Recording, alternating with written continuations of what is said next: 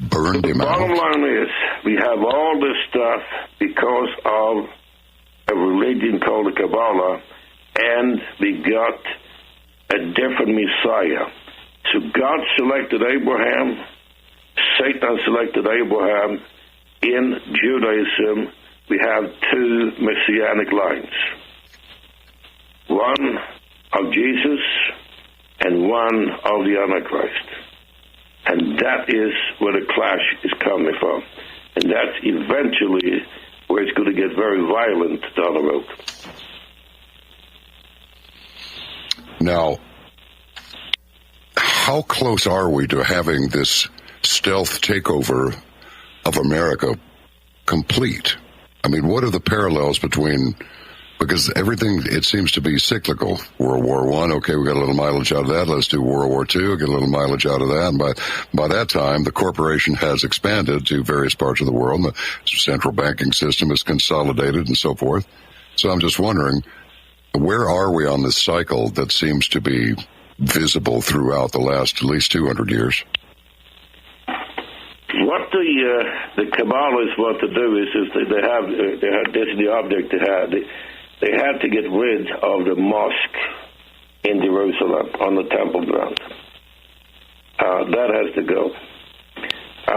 The Kabbalists have been working since 1950 to prefabricate the new temple, and they want to do a copy of what Solomon did.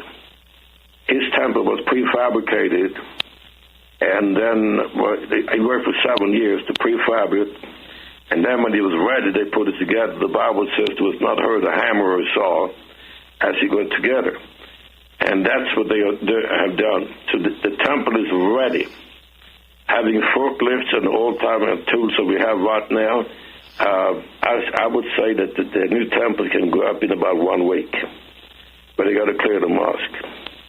So what I see is I see a nuclear war because Satan does not mind if he only has 1/3 of the population to rule.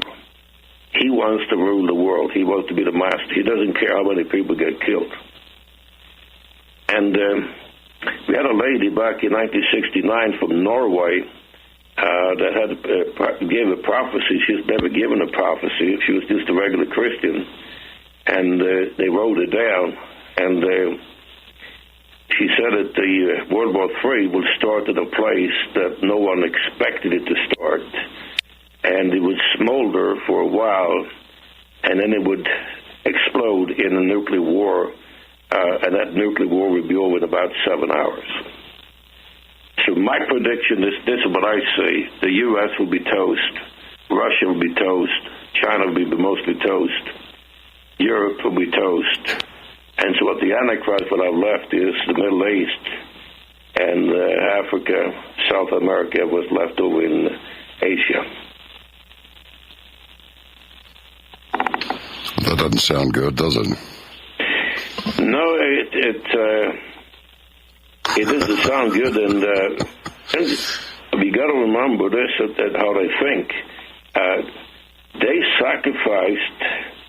There was not 6 million Jews that died in the Holocaust. There was not that many Jews in Germany. So the real number is about 3 million. But German Jews, Zionists, simply said, we sacrifice our own people to get their country. And that's how they do. They sacrifice. And they don't think about the individual. Another thing is this, and I just preach about this Sunday, the Jews in themselves today, in generality, do not believe in a life after death. And they simply are living for the here and now. And they say, well, if there is a life after death, then, we are Jews, so we don't have to worry about it. We are Jews. We will make it. God has a covenant with us. Ever heard about John Hagee? Yes, I know the name. John Hagee, the pastor, he went out a couple of years ago and simply told Christians, do not witness to Jews. God has a special program for them. Just help them with money and food and supplies and stuff like this, but do not give them Jesus because he got a separate covenant with them. So the Zionists are, and they are very, what do you call it, militant. I mean, Christian Zionists, if you tell them, I don't believe that Israel was created by God in 48, they almost kill you. They're very militant.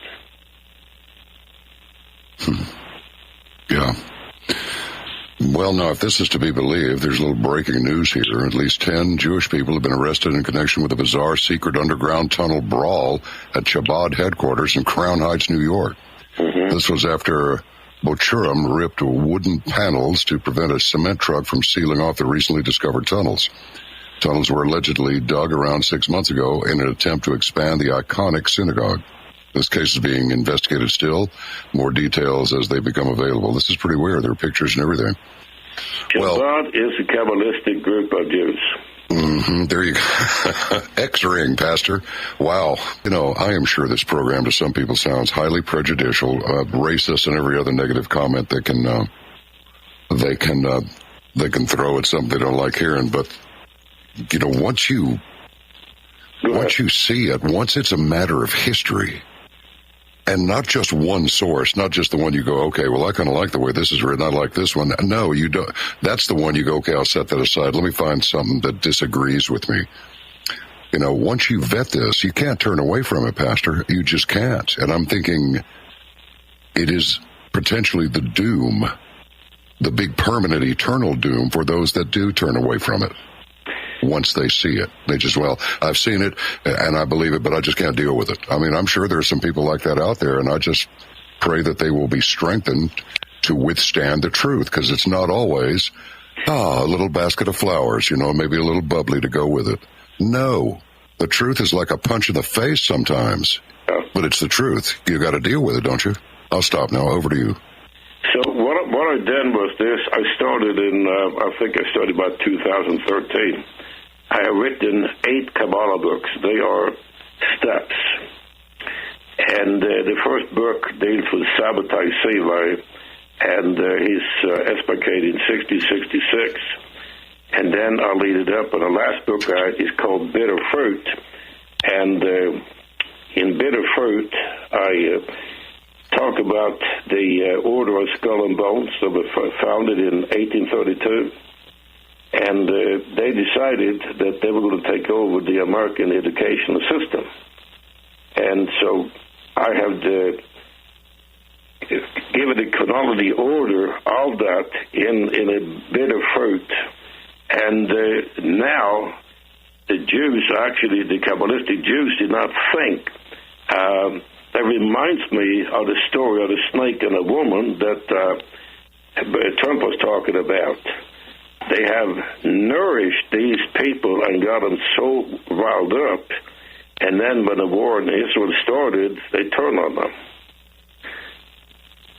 So if somebody wants to simply know from A to Z what's going on in a pretty concise, not a whole book, you know, for hundreds and hundreds of pages, that's when I recommend my books. The Kabbalah book series that they can get on my website. That's a starter. And once you have that, then you understand the politics, then you know how important it is to witness and to share with people and tell them, you know, that this is what's going on behind the scenes, and try to pull some people out of the fire. That's my goal, what I've been doing. And all your books are available at eaec.org? Yes? Okay. All right, now this latest one, give us the title of your latest work. The latest Kabbalah book I did is called Bitter Fruit. Okay, that is the latest. All right, gotcha. Yeah, and that deals with, I go up to all the Ivy Leagues. Another thing I didn't share tonight is this, there's too much to share, is this, that the Kabbalistic Jews are very smart.